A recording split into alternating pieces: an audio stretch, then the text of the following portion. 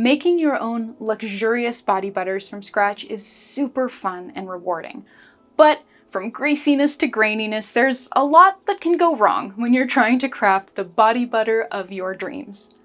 Over the years, I've learned firsthand how even the most beautiful ingredients can make completely unusable body butters if you make some really common but easy to avoid mistakes. So in this video, I'm going to share the top 6 mistakes that are sabotaging your DIY body butters and how to fix them. Now, before we dive into those common mistakes, let's talk about what body butter actually is.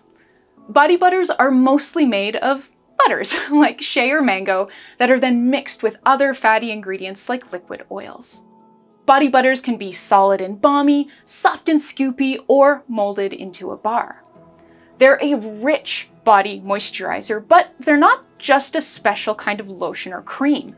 The body butters we are talking about today are anhydrous products, which just means that, unlike lotion, they don't contain any water.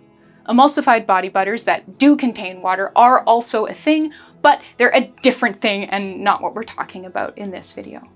All right, let's dive into our first mistake. Unpleasant greasiness is probably the #1 complaint I see about DIY body butters. Now, there are lots of formulation fixes for greasy body butters, but I want to share a really quick non-formulation fix because sometimes it's not the formulation's fault, it's you. I know, it's very easy to blame the jar of pure fat, but hear me out. One of the biggest oopsies new DIYers make with body butter is just using way too much. It's so tempting, right? You've whipped up a beautiful, soft, sumptuous butter, so of course you want to take a great big scoop of it like it's whipping cream and slather it on yourself like you're a slice of pumpkin pie. But you are not pie, and it is not whipping cream. Here's the thing. Body butters are super concentrated. They've usually got at least 5 times more fat in them than a lotion, and often use richer stuff like shea butter instead of lighter liquid esters and oils. So when you use the same amount of body butter as you would lotion, you're actually massively overdoing it, so it's no wonder it feels greasy. The fix? Just get used to using less when you moisturize with body butter. You can always go back for more. If you find it hard to restrain yourself, or if you are making body butter as gifts for people who might apply it like a lotion, here's a neat trick. Adjust the formulation to make it a bit harder. This has 2 benefits. First, it's more difficult to scoop out too much at once and accidentally overdo it. And second, it'll slow the melting speed so the butter doesn't go from soft solid to oily in an instant, giving the butter more of a buttery feel on the skin rather than an oily, greasy one. This next mistake can really put you off making any more body butters. It's a really common complaint I see from new makers. They've blended up a beautiful body butter and added their favorite essential oils, but instead of smelling of soothing lavender or juicy orange, it smells like, well, it just smells. There are 2 big reasons your body butter might be a bit stinky. First up, it could be your ingredients. Some unrefined butters have strong natural scents. Take raw shea butter. It's got a distinct, smoky, nutty smell. And combo butter? It smells like molasses. These scents will come through in your final product if you're using lots of them, and no amount of essential oils or fragrance are going to cover this smell up completely. So what's the fix? If you're not a fan of these natural smells, choose refined butters instead. They're practically scentless, giving you a blank scent canvas for your creations. If you do love those raw butters and want to use them, embrace their natural scents and work with them rather than trying to smother them. I think the smoky, nutty scent of shea butter pairs really nicely with brighter scents like grapefruit and cardamom, while the warm, molassesy scent of combo butter works really well with vanilla. The second stinky culprit? Rancid ingredients. When the fats in your butters and oils get old and oxidized, they develop a nasty off smell. You can delay this by storing your butters and oils somewhere cool and dark, but it will happen eventually. And when it does, it's time to dump that butter in the compost and order a fresh jar.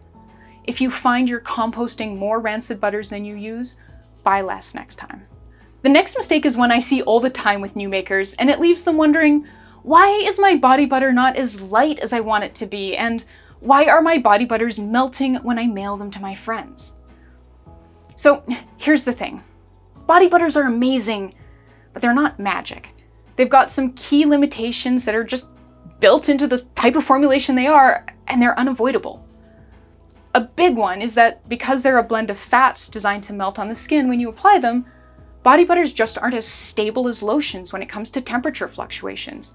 They will melt if they get too warm, which can make them really hard to ship, especially in the summer, and they'll get really hard if they get too cold. And let's be real, body butter is never going to feel as light on the skin as a lotion or emulsified body butter, no matter how many greasiness reducing strategies you use. And that's not a bad thing, it's just different. Understanding what body butter can and can't do is essential so you can have realistic expectations and maybe choose to make a different sort of product in situations where a body butter won't shine or just isn't what you want. Our next mistake can lead to body butters that are lumpy and grainy before you're even done making them, which is super frustrating. What's even more frustrating is there's a really simple reason and fix for this. Here's how it happens. One of my favorite ways to make a whipped body butter is to cold process it, skipping the melting step and just whipping everything together at room temperature. This saves time and avoids one of the big places butters can go grainy, the melting step. But it can be a bit of a double-edged sword.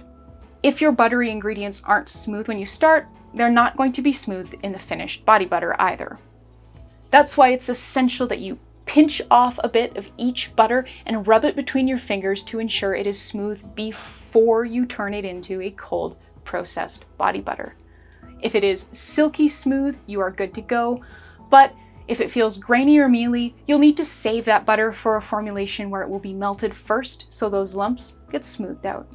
But why does your body butter feel grainy? This is a problem that drives DIY body butter lovers crazy. But here's the thing, if we don't understand why our body butters go grainy, we can't stop it from happening. And that's why I'm calling that mistake number 5. So let's get into the science behind it. The hard bits that you feel in a grainy body butter are the solid, saturated fats from your butters. They should be distributed smoothly throughout the body butter, but when butters melt and then cool improperly, these saturated fats solidify before everything else does, and then we get a grainy, uneven butter. Unfortunately, there are quite a few ways for a butter to melt and then cool down the wrong way. If you've ever gotten a grainy, mealy butter in the mail, it might have melted in the delivery truck and then re-solidified in the air-conditioned post office. If you've made a formulation and skipped the trace step, or even just poured it at the wrong level of trace, that can make for a grainy body butter too. And if your finished body butter is exposed to temperature fluctuations, be it from changing seasons or accidentally getting left in a hot car, that can also take it from silky smooth to sad and lumpy. So how do we fix this? If you've made a formulation that is grainy as soon as it sets up, gently remelt it and redo the cooling part, trying a thicker or thinner trace or a freezer or fridge set instead of a counter set. Make sure you're not storing your finished body butter somewhere they'll be exposed to swings in temperatures, like on top of a radiator or in your pocket. If your body butters are changing with the seasons, try making smaller batches. This way, you can use them up before winter turns to summer and warmer temperatures mess with your butter. And if you live somewhere with hot summers, consider only ordering butters during the cooler part of the year as much as possible. If you're having fun and want to learn even more about creating silky smooth body butters, check out my DIY Skincare for Beginners mini course. There's a completely free version that's perfect for new makers and an expanded paid version that's designed for aspiring formulators. With the free version, you'll learn essential DIYing skills with 6 simple, all-natural formulations, while the paid version includes everything that's in the free version, plus a lot more information about preventing graininess, troubleshooting and adjusting formulations, downloadable spreadsheets, and much more. Get all the details and sign up with the link in the description box below. Okay, for mistake 6, I've got a question for you. Have you ever opened up a jar of DIY body butter only to find it has split into a runny liquid on the bottom with a thick, chunky layer floating on top? What happened to your jar of creamy goodness? You probably went to Google for help and got a bunch of results about splitting emulsions. But remember, we are dealing with an anhydrous body butter. Separation in anhydrous body butters doesn't occur for the same reason lotions and creams split. Those results won't help you. Emulsified lotions and creams separate when the emulsion fails.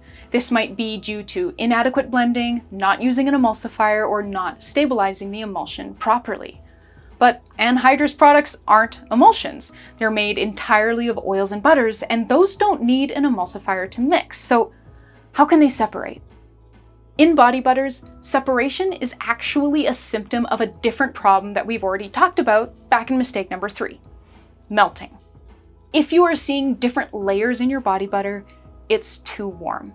The problem isn't that it's separating, the problem is that it's melting, which is causing it to separate. You've got 2 options for solving this problem. If your body butter melted because it was accidentally exposed to abnormally high temperatures, like it was left in a hot car, you can remelt and recool it.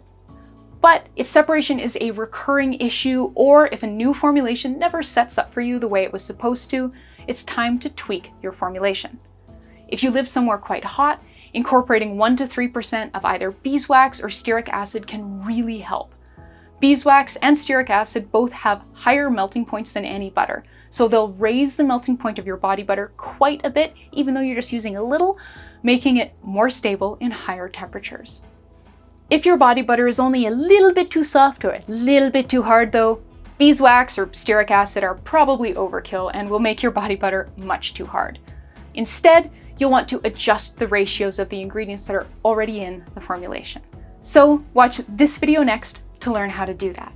In that video, I also show you just how much of a difference 5% and 5 degrees can make. It's pretty amazing.